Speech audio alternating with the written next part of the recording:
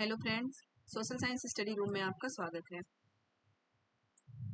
अभी जो हमारा पेपर हुआ है सोशल साइंस सीटेट का जो पेपर हुआ है 7 जुलाई, उसका आंसर की लेके आई हूँ मैं। इस पेपर में ये सेट नंबर के है, याद रखिएगा। बुकलेट जो हमारा सेट नंबर होता है, ये क्वेश्चन पेपर का सेट नंबर के है।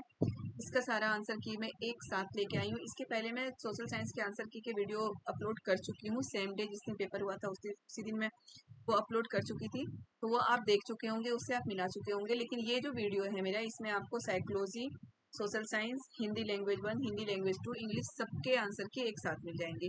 ये बहुत ज़्यादा सर्च करके, बहुत सारी बुक्स से देख के, जो एनसीईआरटी की बुक है या फिर साइकोलॉजी से सर्च करके ये सारे आंसर की मैंने निकाले हैं। इसलिए थोड़ा लेट हो गया इसे बनाने में। तो ये चलिए हम देखते हैं, वीडियो स्टार्ट करते हैं। ठीक है, ये पेपर हमारा कब हुआ था? 7 जुलाई 2024।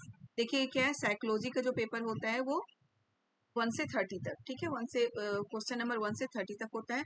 गणित और विज्ञान यानी कि साइंस और मैथ्स का पेपर होता है 31 से 90। वहीं सोशल साइंस का भी पेपर क्या होता है? 31 से 90। ओके, भाषा जो हमारा लैंग्वेज 1 है, ठीक है, उसका क्या होगा? 91 से 120। हिंदी और इंग्लिश दोनों ही 91 से 120। फिर लैंग्वेज टू हिंदी और इंग्लिश दोनों का क्या है? 121 से 130। तो हम इसी हिसाब से देखते चलते हैं। मैं इसमें लैंग्वेज 1 हिंदी, लैंग्वेज 2 हिंदी दोनों ही आपको बताऊंगी, दोनों के ही आंसर बताऊंगी आपको। और साइकोलॉजी और social science, psychology, language 1 Hindi, language 2 Hindi और इंग्लिश, तो सभी के आंसर मैं आपको बताऊंगी। तो चलिए हम स्टार्ट करते हैं। देखिए सबसे पहले है psychology, child development and pedagogy. ठीक है, चाइल्ड डेवलपमेंट एंड पेडागोजी, इसको साइकोलॉजी नहीं कह सकते, इसको हम यही बोल सकते हैं बाल विकास एवं शिक्षा शास्त्र। शिक्षा शास्त्र के ही क्वेश्चन आपको पता है कि सबसे ज्यादा इंपॉर्टेंट है। हम शिक्षक बनना चाह रहे हैं, हम टीचर बनना चाह रहे हैं, तो हमें शिक्षा शास्त्र आना चाहिए। ओके, तो चलिए बेटा, टाइम वेस्ट किए क्योंकि ये वीडियो थोड़ा सा लंबा होगा, क्योंकि इसमें सारे क्वेश्चन हमें डिस्कस तो नहीं, मैं आंसर बताती चलूंगी। ठीक है, क्योंकि अभी आपको आंसर ही देखना है, आंसर मिलाना है, तो मैं आंसर बताती चलूंगी। डिस्कशन जो होगा वो जब हमारे मतलब कि सीटेट में दोबारा पढ़ाना स्टार्ट करूंगी अगस्त लास्ट वीक से, तब हम क्वेश्चन पेपर को अच्छे से डिस्कस करके समझेंगे। अभी बस मैं क्वेश्चन और आंसर बताऊंगी इसमें। देखिए क्या है, फर्स्ट क्वेश्चन नंबर है साइकोलॉजी, यानी कि उसका फर्स्ट क्वेश्चन नंबर है, शिक्षकों को, ए और बी है इसमें ऐसे ही, शिक्षकों को शिक्षार्थियों यानी कि स्टूडेंट के बीच व्यक्तिगत विभिन्नताओं का सम्मान करना चाहिए और सभी शिक्षार्थियों की आवश्यकताओं के अनुसार अपने शिक्षण को समायोजित करना चाहिए। ठीक है, क्या है कि जो टीचर होते हैं उनको व्यक्तिगत जो विभिन्नता होती है, मतलब सभी बच्चे अलग अलग होते हैं, सभी को पता है कोई दो बच्चा एक जैसा नहीं हो सकता है। ठीक है, ना ही उनकी मानसिक स्थिति एक जगह होती है, ना ही उनकी सीखने की क्षमता एक जगह हो सकती है। तो शिक्षक को चाहिए क्या? चाहिए सभी का सम्मान करना चाहिए और सभी शिक्षार्थियों की आवश्यकताओं के अनुसार अपने शिक्षण को समायोजित करना चाहिए। बिल्कुल, कि सबको एक साथ लेकर चलना चाहिए। बिल्कुल सही है, फर्स्ट हमारा बिल्कुल सही है ये। दूसरा है, शिक्षकों को विविध पृष्ठभूमि के शिक्षार्थियों को पढ़ाते समय उनके बीच सहयोग, समूह कार्य और बातचीत से बचना चाहिए। तो ये बिल्कुल भी गलत है।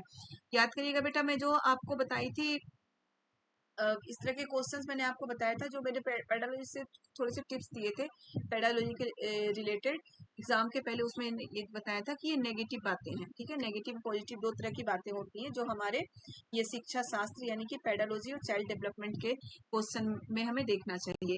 तो ये बिल्कुल नेगेटिव बात है, तो ये गलत होगा और पहला हमारा सही है। ए सही है और बी गलत है, इसका ऑप्शन 1 सही होगा। तो बहुत ही ईजी क्वेश्चन था।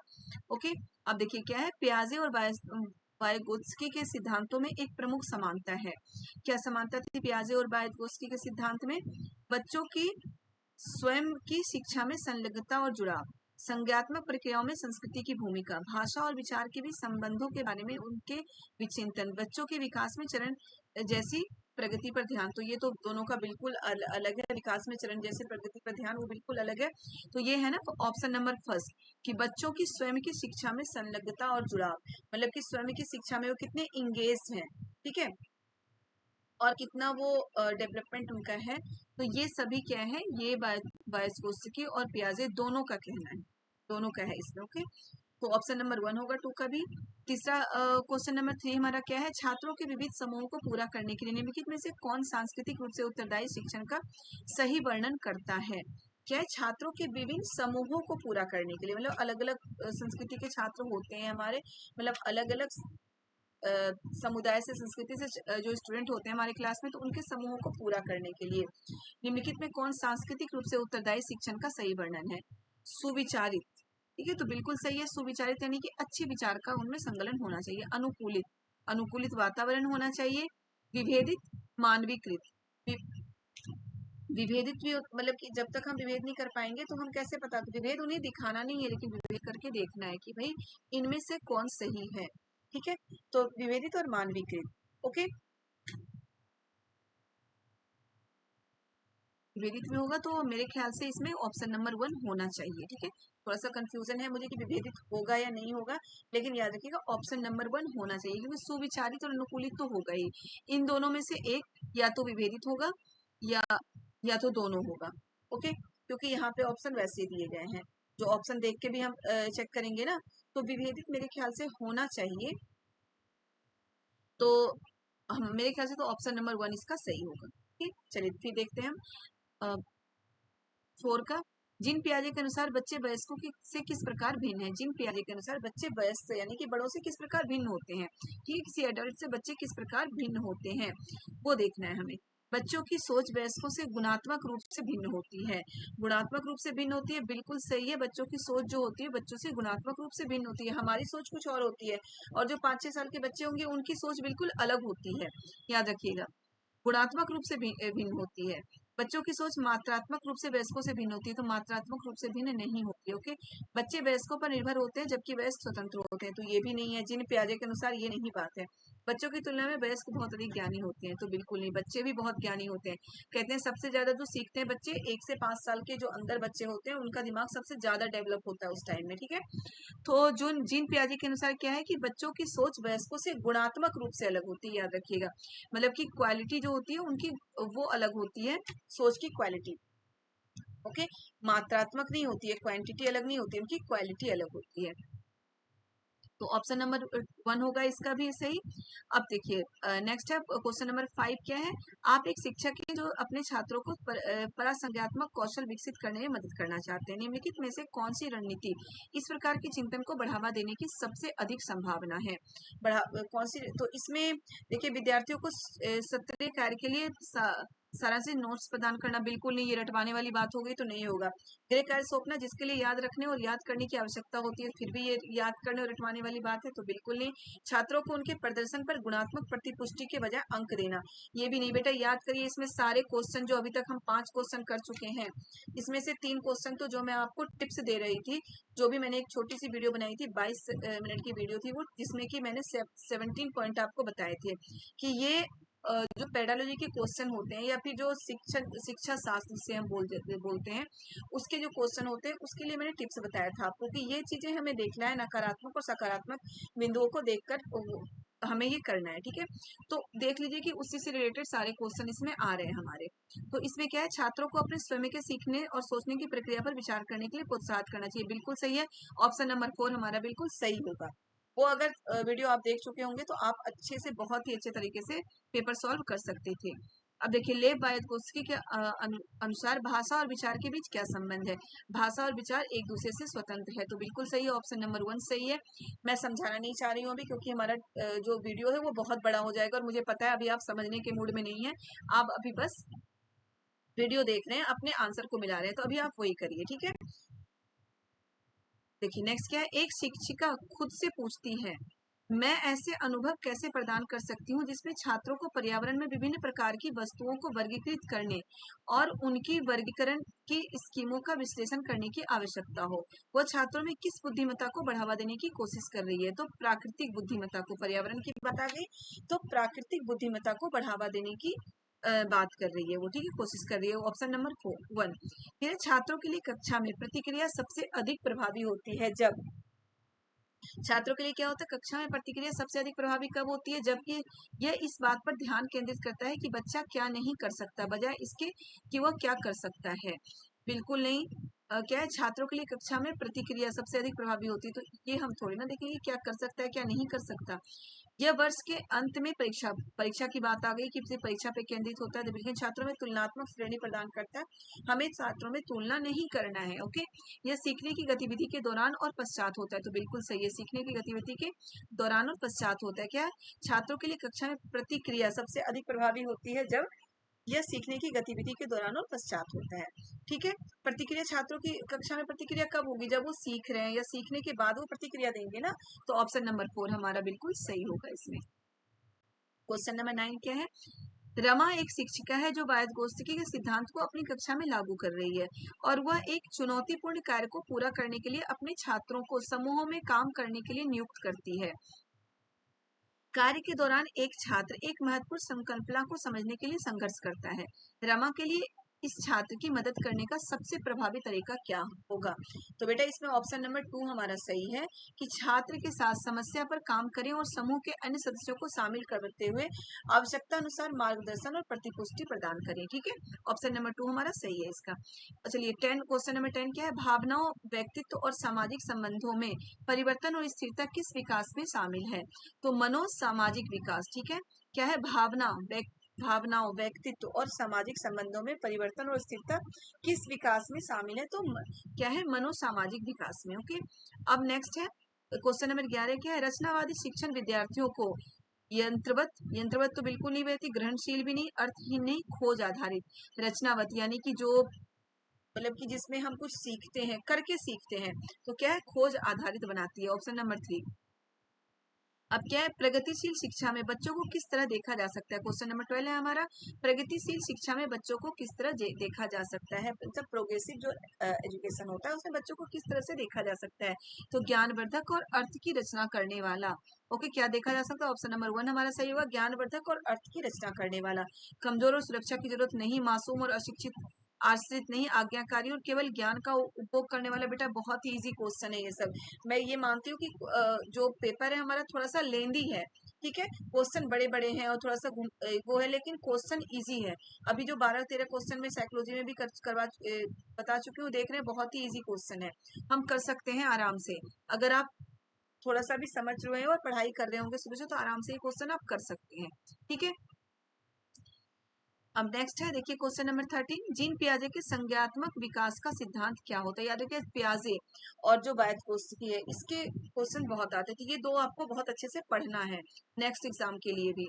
क्या जीन पियाजे के संज्ञानात्मक सिद्धांत का विकास का सिद्धांत यह बताता है कि पाठ्यक्रम को बच्चों के आयु समूह व चरण को ध्यान में रखकर तैयार किया जाना चाहिए। बिल्कुल सही है, जो कंटेंट है, जो करिकुलम है, उसको बच्चों के जो एज होती है वो, और जो उनके समूह चरण एज और जो उनकी कीपिंग क्षमता है, उनको ध्यान में रख के ही तैयार करना चाहिए। शिक्षण पर बल गतिविधि के परिणाम का होना चाहिए कि सोचने की प्रक्रिया पर तो नहीं होगा। और देखिए ये व्यवहार को दंड और पुरस्कारों, याद देखिए दंड और पुरस्कार नहीं, और जटिल ऐसे सरल क्रम की ओर भी नहीं होना चाहिए, बल्कि आयु समूह और उनके चरण को यानी कि कीपिंग पावर को ध्यान में रख के ही करना चाहिए। ओके, ऑप्शन नंबर 1 सही होगा। फिर है 14, महारत हासिल करने के लक्ष्य निर्धारित करने से छात्र की अभिप्रेरणा और योग्यता के बारे में विचार कैसे प्रभावित होता है? क्या है? महारत हासिल करने के लक्ष्य निर्धारित करने से छात्र की अभिप्रेरणा और योग्यता के बारे में कैसे विचार कैसे प्रभावित होते हैं? तो क्या है? यह अक्सर योग्यता के स्थिर दृष्टिकोण में बढ़ी हुई बाहरी अभिप्रेरणा और विश्वास को दर्शाता है। यह अक्सर योग्यता के बुद्धिशील दृष्टिकोण में बढ़ी हुई बाहरी अभिप्रेरणा और विश्वास को दर्शाता है। तो बिल्कुल ये सही है, ऑप्शन नंबर 2 हमारा सही है। ओके, नेक्स्ट है किशोरावस्था, क्वेश्चन नंबर 15 है ये। किशोरावस्था के दौरान जेंडर अपेक्षाओं के अनुरूप स्त्रीत्व या पुरुषत्व की परंपराओं का पालन करने के लिए दबाव बढ़ जाता है। पहला तो यह है, क्या है?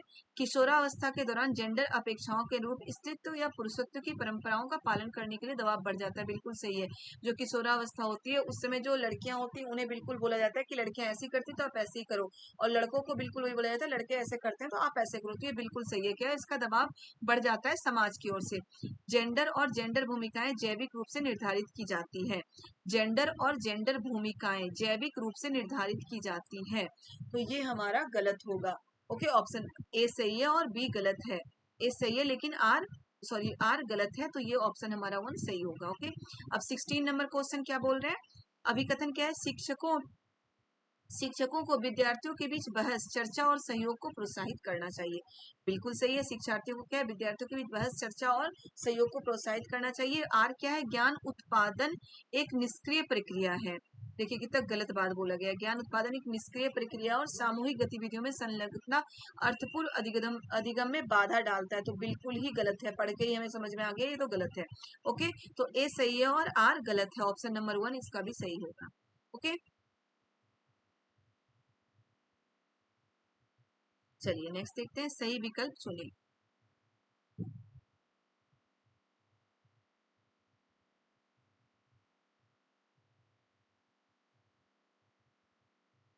17 निम्नलिखित में से क्या दृष्टिबाधित विद्यार्थियों की कक्षा में भागीदारी लेने में बाधा डालता है। दृष्टिबाधित यानी कि जो बच्चे देख नहीं सकते हैं, तो उनकी कक्षा में क्या उनकी मतलब ऐसा कौन सी गतिविधि या ऐसा क्या है जो उनकी उनकी भागीदारी में बाधा हो सकती है।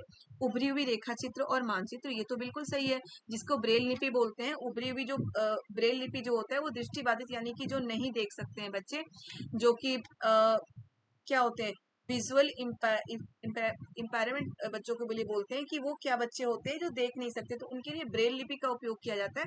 वो उभरी हुई लिपियां होती है, मतलब अक्षर उभरे हुए होते हैं कि हाथ वो उंगली रख के उसको पढ़ सकता है। तो ये तो बिल्कुल सही है, ये तो दृष्टिबाधित विद्यार्थियों की कक्षा में होनी चाहिए। ग्राफिक सामग्री के स्पर्शनीय तरीके, तो ये भी सही है, स्पर्श करके ही तो वो समझ सकते हैं। इलेक्ट्रॉनिक रूप से प्रारूपित व्याख्यान प्रतिलेखन, क्या है, व्याख्यान प्रतिलेखन, इलेक्ट्रॉनिक रूप से प्रारूपित व्याख्यान प्रतिलेखन, ये भी सही है। मुद्रित पाठ्य पुस्तकें और नोट्स, तो ये बाधा दे सकती है मुद्रित पाठ्य पुस्तकें और नोट, क्योंकि ये छपी हुई होती है ना, छपे हुए में उभरापन नहीं होता, तो इससे बाधा हो सकता है। तो ऑप्शन नंबर 4 हमारा बिल्कुल सही है, कि जो दृष्टिबाधित स्टूडेंट होते हैं उनके क्लास में, मतलब क्लास में अगर हम प्रिंटेड कोई नोट्स और बुक लाते हैं, तो वो उनको पढ़ने में इससे कठिनाई होती है, क्योंकि कठिनाई क्या, वो पढ़ ही नहीं सकते उसे। ओके, तो ऑप्शन नंबर 4 सही है।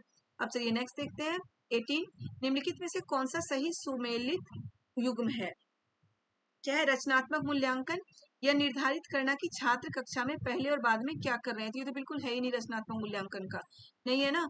योगात्मक मूल्यांकन क्या है, इसमें इनमें पेपर पेंसिल परीक्षण के साथ साथ गैर लिखित व्यवहारों के विस्तृत विवरण शामिल है, ये भी नहीं है। मानदंड संदर्भित मूल्यांकन, विशिष्ट विषयों की महारत शामिल है, बिल्कुल नहीं है। मानक संदर्भित मूल्यांकन मतलब नॉर्म रेफरेंस असेसमेंट क्या है, साथियों के प्रदर्शन की तुलना करता है, तो ये हमारा बिल्कुल सही है, ऑप्शन नंबर 4, ये सुमेलित बिल्कुल सही है। ओके, मतलब कि ये जो मिलान है बिल्कुल सही है।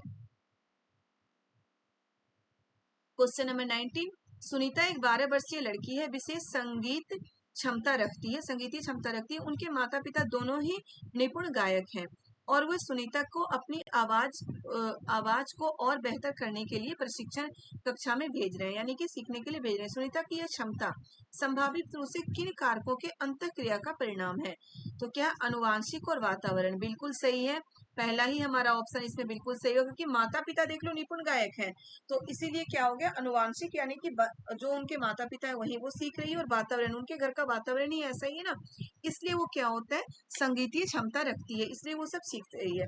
लैंगिक पहचान और अनुवांशिक रचना बिल्कुल नहीं, बुद्धि और परिपक्वता, पोषण और अनुशासन नहीं, अनुवांशिक और वातावरण अगर माता पिता दोनों वही काम कर रहे हैं तो घर का वातावरण ही ऐसा होगा, और अनुवांशिक यानी कि जो मतलब कि जो उनके पेरेंट्स कर रहे हैं वही बच्चा कर रहा है, तो ये ऑप्शन हमारा फर्स्ट सही है। और क्वेश्चन नंबर 20 क्या है, लोरिस कोहलबर्ग के बच्चों के नैतिक विकास का अध्ययन करने के लिए किस विधि का प्रयोग करता है। बच्चों के सामने नैतिक दुविधाएं रखना और अनुक्रियाओं को समालोचन करना, तो बिल्कुल सही है हमारा ऑप्शन नंबर 4।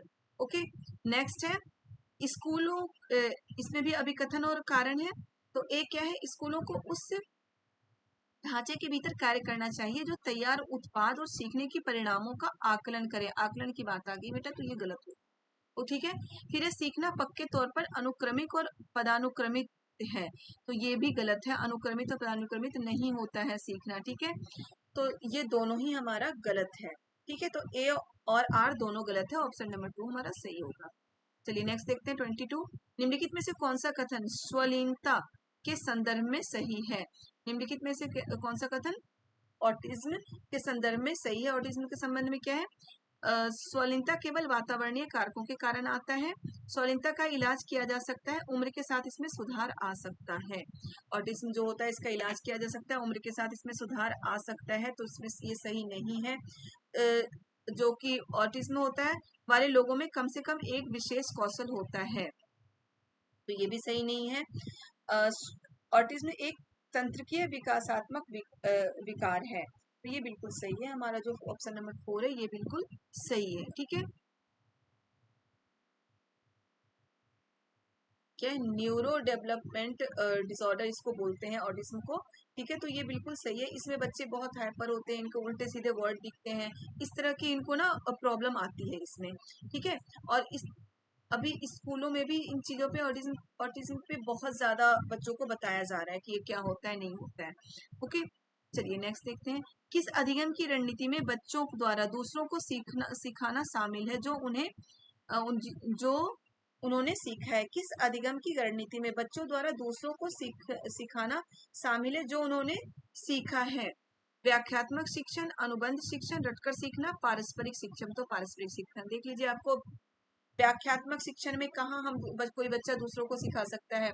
अनुबंध शिक्षण जो कंडीशन होता है सीखने का, उसमें भी नहीं सिखा सकते। रटकर सीखना, रटकर तो रटने की तो बात ही मत करिए। ठीक है, पारस्परिक शिक्षण यानी कि एक दूसरे से हम सीखते हैं, तो यही तो है कि किस अधिगम की रणनीति में बच्चों द्वारा दूसरों को सिखाना शामिल है। तो बच्चों द्वारा दूसरों को सिखाना, तो पारस्परिक शिक्षण ही तो होगा कि एक दूसरे को सिखाना। ओके, चलिए नेक्स्ट देखते हैं। संवेदनशील अवधि वह समय अवधि है जिसके दौरान कुछ विशेष रूप से सामान्य विकास के लिए महत्वपूर्ण होता है। तो पर्यावरणीय कारण या कारक याद रखिए, कुछ पर्यावरणीय कारक विशेष रूप से सामान्य विकास के लिए महत्वपूर्ण होता है। Okay, option number 1। अब 25 का क्या है? पठन वैकल्य से जूझ रहे छात्रों को पढ़ना सिखाया जा सकता है। ठीक है, पठन वैकल्य यानी कि जिनको पढ़ने में प्रॉब्लम होती है, इस तरह के डिसऑर्डर से वो जूझ रहे हैं, जिनको पढ़ने में प्रॉब्लम हो रही है, यानी कि वो पढ़ नहीं पा रहे हैं, तो इनका क्या है? पढ़ना सिखाया जा सकता है। कैसे? लंबे और जटिल गद्यांश देकर बिल्कुल नहीं। जब वो पढ़ ही नहीं पा रहे तो लंबे और जटिल से कहाँ पढ़ पाएंगे? अनुकूलित और अनुबंधित विधि के माध्यम से देखते हैं, व्यवस्थित ध्यानात्मक प्रशिक्षण के माध्यम से, उच्च ग्रेड स्तर के गठन से, तो ये भी नहीं होगा।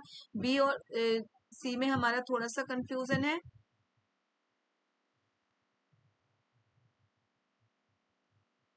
मतलब कोई भी प्रशिक्षण देके हम ऐसे बच्चों को सिखा सकते हैं, प्रशिक्षण के माध्यम से ही सिखा सकते हैं, तो ऑप्शन नंबर 3 हमारा सही होना चाहिए। ओके, नेक्स्ट देखते हैं। निम्न में से कौन सा प्रश्न विशेषात्मक चिंतन को बढ़ावा देता है? भारत की कुल जनसंख्या कितनी है? तो ये तो बिल्कुल रटने वाली बात है, रट के बता दो। भारत की जनसंख्या वृद्धि के कारण क्या है? तो ये मुझे कुछ सही लग रहा है। आगे भी देखते हैं। भारत की राजधानी कहाँ है? भारत में कितने राज्य हैं? तो ये 3 क्या है? ये तो क्या है? बिल्कुल इसमें हमें वो बताना है ना, विशेषणात्मक शिक्षण तो हो ही नहीं सकता।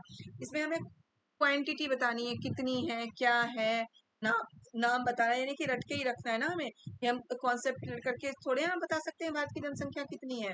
भारत में कितने राज्य हैं, ये तो हमें रटना ही पड़ेगा ना कि कितने राज्य हैं। भारत की राजधानी दिल्ली है, तो दिल्ली हमें रटना पड़ेगा कि दिल्ली है। इसमें क्या हम समझ सकते हैं कि दिल्ली है भारत की राजधानी? समझ के नहीं कर सकते। कुछ चीजें मैं आपको बता चुकी हूँ, रटना पड़ता है, तो ये सारे रटने वाली चीजें हैं।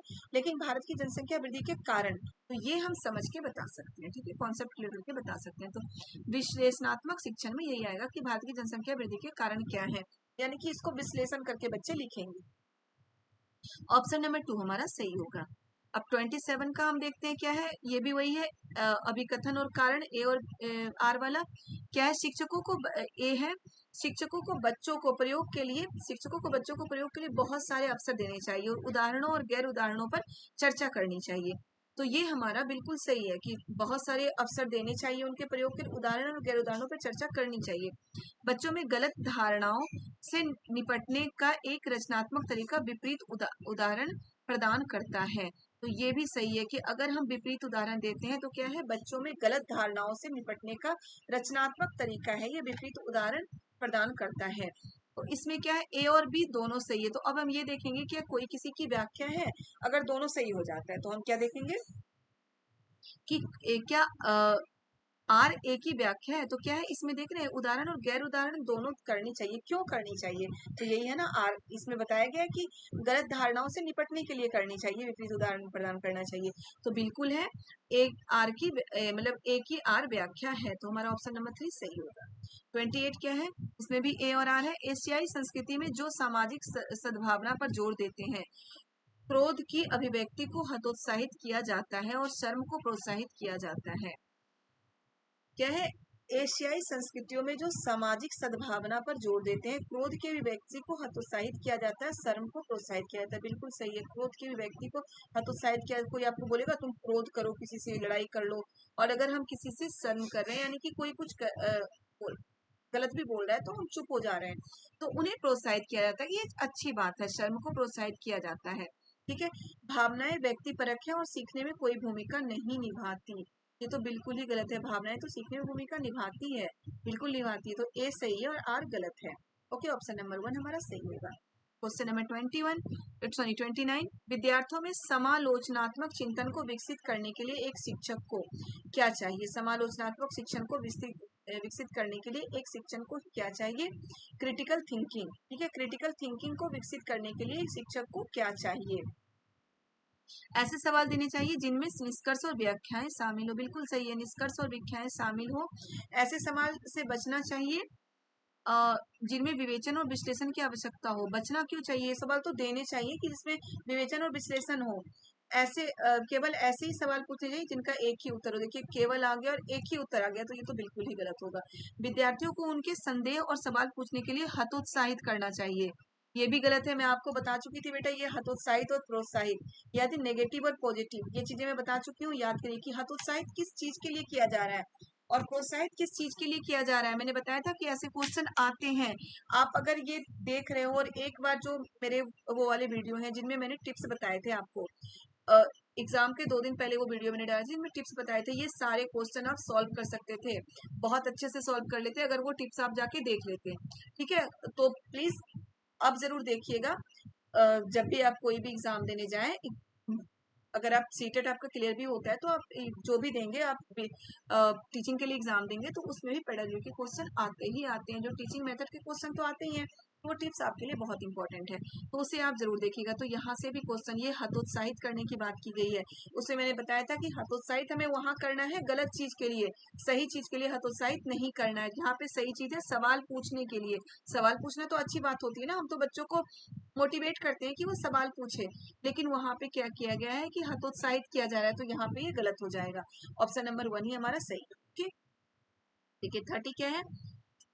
समावेशी कक्षाओं में, समावेशी यानी कि जो कि इंक्लूसिव एजुकेशन होता है उसमें, यानी कि सभी बच्चे, जहाँ पे सभी हर तरह के बच्चे जो स्पेशल चाइल्ड होते हैं वो सारे एक साथ पढ़ते हैं। क्या है? अलग अलग भिन्नताओं के अनुसार विभेदित निर्देश दिए जाते हैं। बच्चों के बीच हर तरह की विभिन्नता को दूर करने का लक्ष्य रखती है। समावेशी कक्षाओं को पहचानना चाहिए कि हर बच्चा एक ही दर से और एक ही समय में सीखेगा। गलत है, में विशेष बच्चों की जरूरतों को पूरा करने के लिए एक अलग शैक्षिक कार्यक्रम पेश किया जाता है, तो ये भी गलत है। अलग अलग भिन्नताओं के अनुसार विभेदित निर्देश दिए जाते हैं, तो ये हमारा ऑप्शन नंबर 1 मेरे ख्याल से सही होना चाहिए। ठीक है, चलिए, तो हमारा साइकोलॉजी का हो गया। साइकोलॉजी के क्वेश्चन आप देख लो और जाके मेरी वो वाली वीडियो आप जरूर देखिएगा। ठीक है, 22 मिनट का वीडियो है, वो 17 पॉइंट मैंने बताए हैं उसमें, और बिल्कुल अगर वो वीडियो आप देख चुके हो तो साइकोलॉजी के सारे क्वेश्चन बहुत ही इजी तरीके से आप सॉल्व कर सकते होंगे। सिर्फ प्याजे और बायकोस्की वाले छोड़ के जो क्वेश्चन है वो सारे क्वेश्चन आप आराम से सॉल्व कर ले। ओके बच्चों, तो चलिए हम हमारा साइकोलॉजी हो गया, मतलब कि चाइल्ड पेडालॉजी और जो भी है वो हमारा हो चुका है। अब हम देखेंगे सोशल साइंस के क्वेश्चन। वैसे सोशल साइंस के तो मैं आपको करा चुकी हूँ, लेकिन फिर भी मैं दोबारा से सोशल साइंस के क्वेश्चन दोबारा से जल्दी जल्दी में कराती हुई चलूंगी। ठीक है,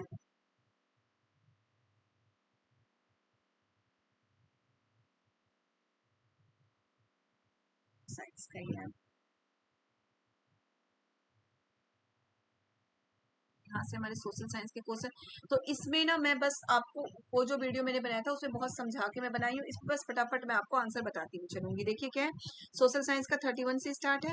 सरकार ने ऐसे कानून पारित किए जिनमें उन संगठनों में बालवाड़ी यानी कि क्रैश सुविधा अनिवार्य किया गया जहां महिला कर्मचारियों की संख्या 30 से अधिक होती है। ठीक है, तो ऐसे कानून पारित किए थे जिसमें महिला कर्मचारियों की संख्या जहां भी 30 से अधिक हो वहां क्रैच की सुविधा हो, ताकि बच्चों को वो अपने बच्चों के कारण, मतलब कि बहुत सारी महिलाओं को क्या होता है कि बाहर निकल के काम नहीं कर पाती, तो उनके बच्चों को अगर कोई संभालने वाला वहीं पे होगा तो वो काम कर लेंगे आराम से। ये आप मेरा पढ़ाया हुआ है बच्चों को। ठीक है, तो सेकंड सही होगा। 32 क्या, आरंभिक वर्षों में भारतीय राष्ट्रीय कांग्रेस ने अंग्रेजों के खिलाफ बहुत सारे आर्थिक मुद्दे उठाए। सही उत्तर का चुनाव कीजिए। क्या है, तो देखिए 1, 2 और 3 सही है हमारा। 1 यानी कि कांग्रेस का कहना था कि भारत में ब्रिटिश शासन की वजह से गरीबी और अकाल पड़ रहे हैं, बिल्कुल सही है। इनसे मांग की इसने मांग की कि लगान कम किया जाए तथा फौजी खर्चों की कटौती की जाए, ये भी बिल्कुल सही है। इसने सिंचाई के लिए अधिक अनुदान की मांग की, ये भी बिल्कुल सही है। मनोरंजन कर हटाने के बाद आवाज उठाया, तो ऐसा कुछ नहीं था। तो हमारा 1, 2 और 3 सही था, ऑप्शन नंबर 1 हमारा सही है। अब 33 का क्या है, निम्नलिखित में से सही जोड़ियों को मिलान कीजिए। तो क्या है, स्थल मंडल, स्थल मंडल चट्टानों और खनिजों से बना हुआ है। जल मंडल, जल के विभिन्न स्रोत। ठीक है, वायुमंडल, वायु की पतली परत। जैव मंडल, जैव मंडल क्या है, पादप एवं जीव जंतु। क्लियर है, तो हमारा ऑप्शन नंबर 4 सही है। सारा कुछ पढ़ाया हुआ है, आप अगर देख लें और मेरे जो थ्योरी की क्लासेस आप अगर अटेंड कर चुके हैं तो आपको पता होगा कि सब कुछ पढ़ाया हुआ है। देखिए क्या, निम्नलिखित में से कौन सा कथन अशोक के धम्म के विषय में सही है। क्या है, इनमें से किसी देवता की पूजा की आवश्यकता नहीं थी, बिल्कुल क्या है, कौन सा कथन अशोक के धर्म के विषय में सही है। इनमें से किसी देवता की पूजा की आवश्यकता नहीं थी, बिल्कुल सही है। इनमें किसी बलि कर्म कांड की आवश्यकता नहीं थी, ये भी सही। धर्म के विचार बुद्धि के उपदेशों से प्रेरित थे, बिल्कुल सही है। लोगों को धर्म की शिक्षा के लिए अशोक ने बौद्ध भिक्षुओं की नियुक्ति नहीं की थी, बौद्ध भिक्षुओं की नियुक्ति उन्होंने। तो हमारा ए, बी और सी सही होगा, डी हमारा गलत है। ओके, ऑप्शन नंबर 2 सही है। नेक्स्ट क्या है, नीचे दो कथनों ए और बी 19वीं शताब्दी के चमड़े का काम करने वालों के संदर्भ में है। पहला क्या है, पहले विश्व युद्ध के दौरान सेना के लिए जूतों की जबरदस्त मांग पैदा हुई, बिल्कुल सही है। पहले विश्व युद्ध के दौरान क्या होता है, सेना की जबरदस्त मांग पैदा हुई थी सेना के लिए जूतों के लिए। सामान्य जातियों के गरीब लोगों ने इस अवसर को देखा और सेना के जूते के लिए आपूर्ति के लिए तैयार हुए थे, ये गलत है। सामान्य जातियों के गरीब लोग नहीं, बल्कि जो जूते बनाते थे उन्हीं लोगों के लिए ये हुआ था। तो ये क्या है, ऑप्शन ए सही और बी गलत है। ओके, ऑप्शन नंबर 1 हमारा सही होगा। तीसरा है मुगल राजस्व व्यवस्था, जिसमें हर फसल के लिए राजस्व दर की अलग सूची बनाई जाती थी, वो क्या है, जब्त। ठीक है, जब्त कहते हैं इसे। मुगल राजस्व व्यवस्था जिसमें राजस्व व्यवस्था की अलग सूची बनाई जाती थी उसे जब्त कहते हैं। 37 है, पृथ्वी की शैलें, वो शैलें जो पृथ्वी के निर्माण के 30 करोड़ वर्ष पश्चात बने हैं, उसे वो कहाँ पे है, पश्चिमी ऑस्ट्रेलिया में स्थित है ऐसी शैलें जो पृथ्वी के निर्माण के 30 करोड़ वर्ष के पश्चात बने हैं। ओके, अब नेक्स्ट देखिए, ये भी मिलान वाला है। क्या है, विभेद, विभेद क्या है, महिला और रोजगार की अनुमति नहीं देती, नहीं है क्योंकि वो परिवार शुरू कर रही है और वो गर्भवती है। तो बिल्कुल सही है, मतलब भेदभाव का मतलब यही है कि महिलाओं और पुरुष में भेदभाव किया गया। असमानता, समान कार्य के लिए अलग अलग वेतन, बिल्कुल सही है, समान कार्य के लिए अलग वेतन। रूढ़िवादिता क्या है, लड़कियां खाना बनाने भोजन पकाने में अच्छी, ये रूढ़िवादी धारणा है। पूर्व धारणा क्या है, पूर्वाग्रह या पूर्व धारणा एक ही चीज होती है, मैंने बताया था इसमें।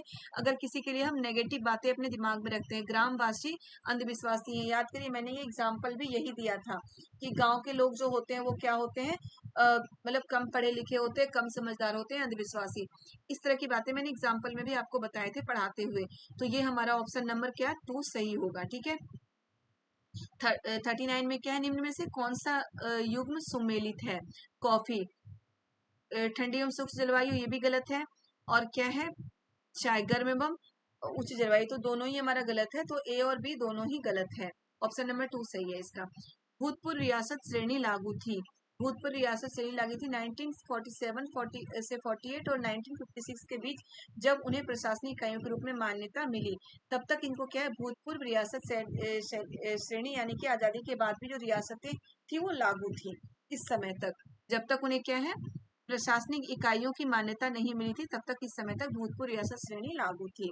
अब देखिए फिर यहाँ पे क्या है, मिलान की ही बात की गई है। अतीत में व्यक्तियों के वस्तुओं के मिलान विकल्प को चुनिए।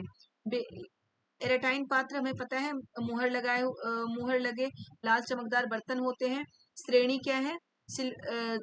शिल्पकारों और व्यापारियों का समूह है श्रेणी। गृहपति क्या है? स्वतंत्र किसान।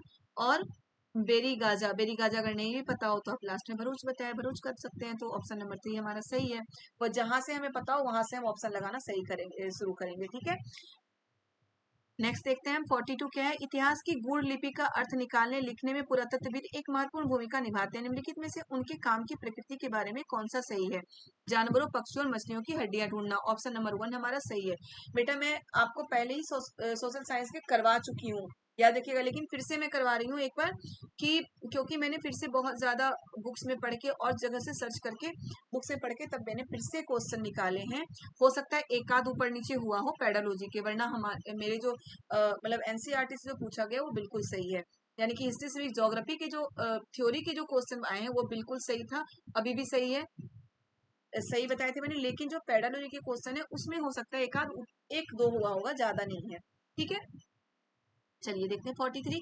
भारत के में केंद्रीय सरकार कार्यालयों के खुलने का समय सुबह 9 से 9 बजे भारतीय मानक समय है, जो चेन्नई के पास क्रम से 80 डिग्री पूर्व देशांतर तथा ईटानगर के पास 92 डिग्री 45 पूर्व देशांतर के पास स्थित केंद्रीय सरकार कार्यालयों के खुलने के स्थानीय समय क्रमशः क्या होगा? तो ये बेटा ऑप्शन नंबर 1 होगा हमारा, क्रमशः सुबह के 8:50 बजे तथा सुबह के 9:41 बजे। ये मैं आपको टाइम निकालने का बता चुकी हूँ पहले ही, तो ऑप्शन नंबर 1 हमारा होगा।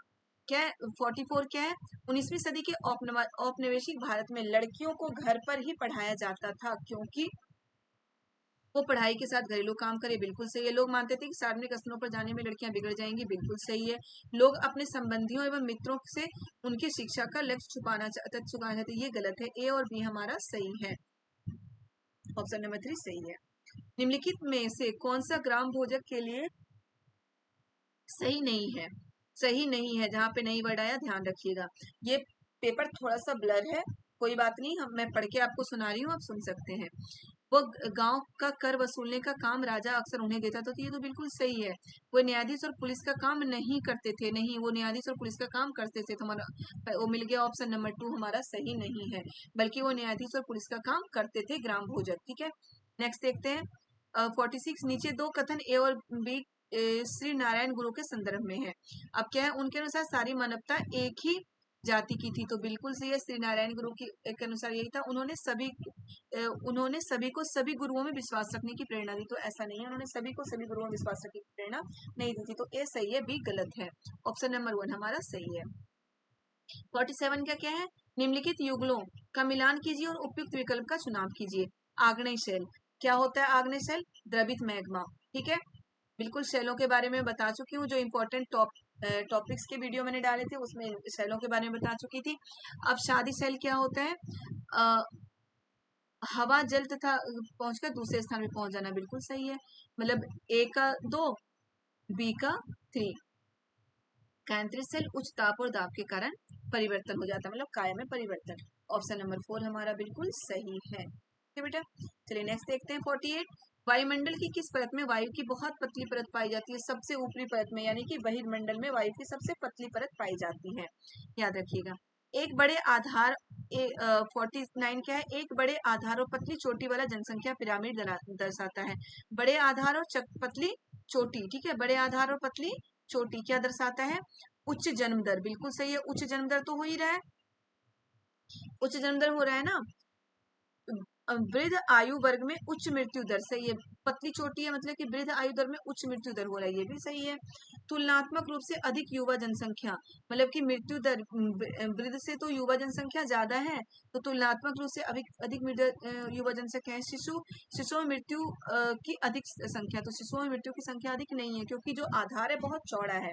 ओके, यहाँ पे बच्चा हुआ, फिर युवा, फिर वृद्ध, ऊपर धीरे धीरे जाती है वृद्धि, यही तो जनसंख्या पिरामिड होता है। तो हमारा डी गलत है, ए बी और सी बिल्कुल सही है, ऑप्शन नंबर 4 सही है। अब देखिए नेक्स्ट क्या है? पृथ्वी की गतियों के बारे में दिए गए निम्नलिखित कथनों ए तथा बी पर विचार करें तथा सही विकल्प का चुनाव करिए। क्वेश्चन नंबर 50 है हमारा। ओके, पृथ्वी अपने अक्ष पर घूमना घूर्णन कहलाता है, सही है बिल्कुल। पृथ्वी का अक्ष एक काल्पनिक रेखा है जो अपनी कक्षीय सतह से 33.5 का कोण बनाती है। अपने कक्षीय सतह से 66.5 का कोण बनाती है, 33.5 का कोण नहीं बनाती है, तो केवल ए सही है। ओके,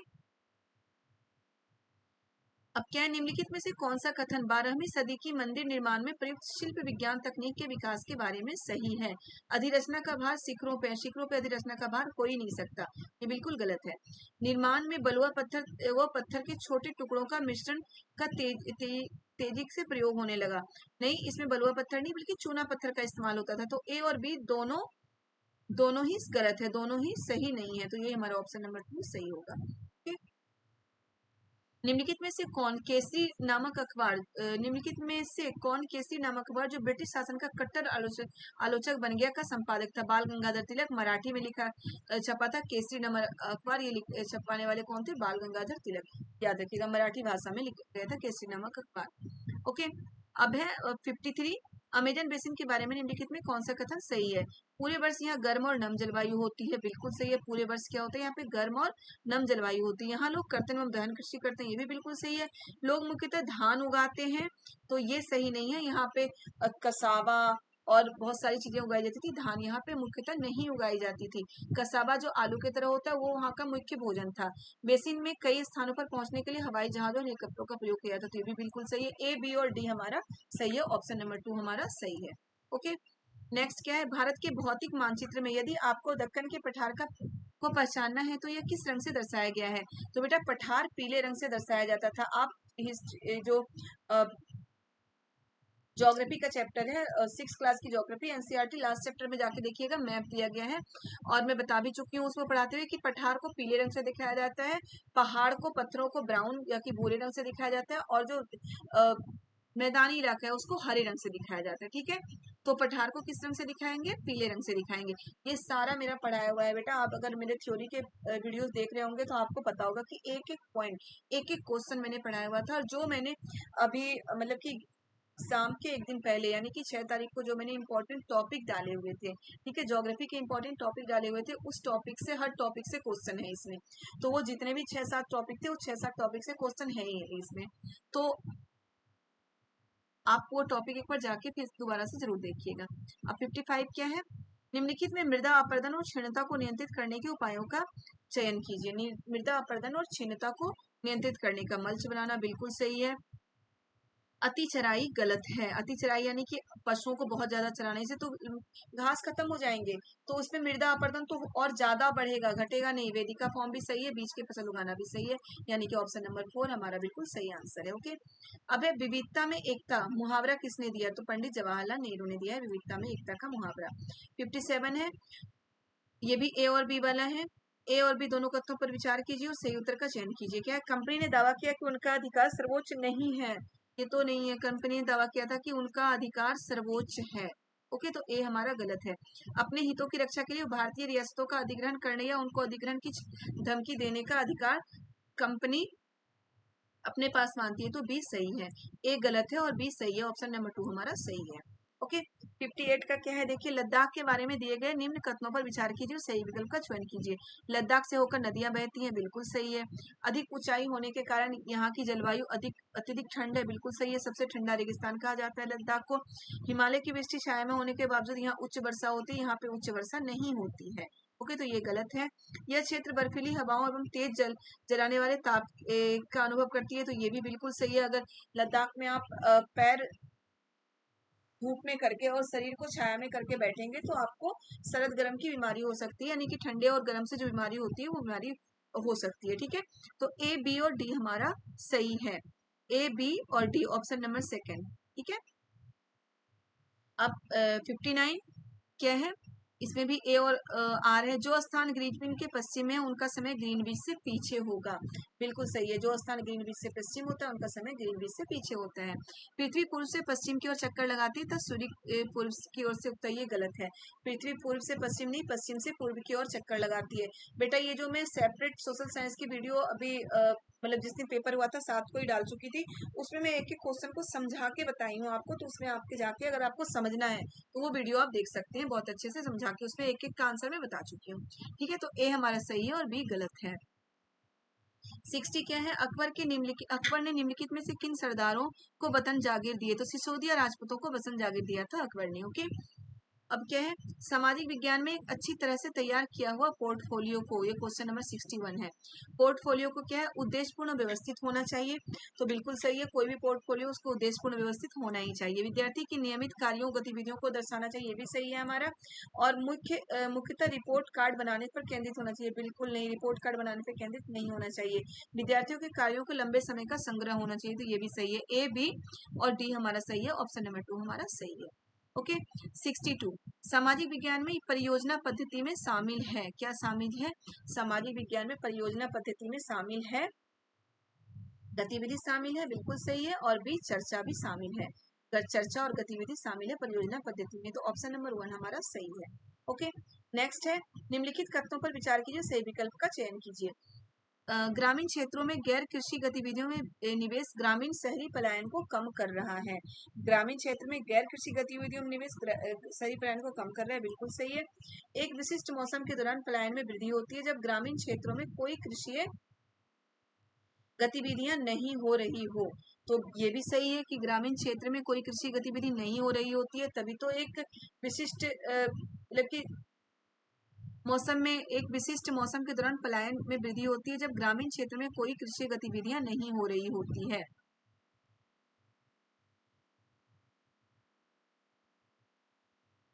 तो ये दोनों ही सही है। और ए, आर ए की व्याख्या है कि इसमें क्या दिया है, गैर कृषि गतिविधि अगर होगी तो पलायन नहीं होगा, इसमें भी तो बिल्कुल सही है। और आर ए की व्याख्या है, तो ऑप्शन नंबर 3 हमारा सही होगा।